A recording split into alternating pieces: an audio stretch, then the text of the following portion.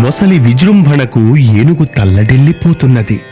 మకరానికి అంతకంతకు ఉత్సాహం ఉవ్వెత్తున పొంగి పొరలుతున్నది. నీటిలో మునిగి తేలడంలో ఆరితేరిన ఆ మొసలి పరాక్రమాన్ని పోతనామాచ్యుల వారు ఇలా వర్ణిస్తున్నారు.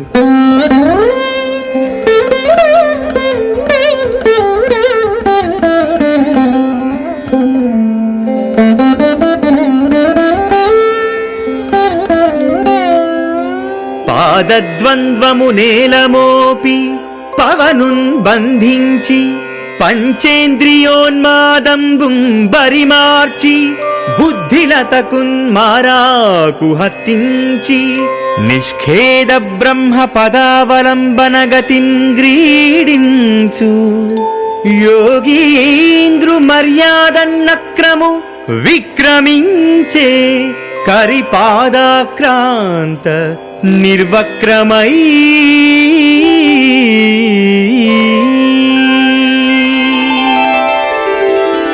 రెండు కాళ్లను గట్టిగా నేలకు తన్నిపట్టి ఉచ్ఛ్వాస నిశ్వాసాలను గొప్ప సాధనతో నిలిపి ఉంచాడు.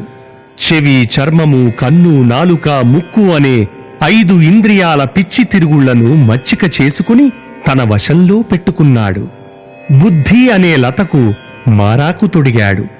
అణువంత దుఃఖం కూడా లేని బ్రహ్మపదాన్ని చేరుకునే దారిలో విహరించే పరమయోగి ఇలా ఉంటాడు. ఇక్కడ మొసలి ఆ యోగీంద్రుని తీరుతెన్నులను మనకు స్ఫురింపజేస్తూ ఏనుగు పాదం పట్టులో ఏమాత్రమూ సడలింపులేనిదై పరాక్రమిస్తున్నది.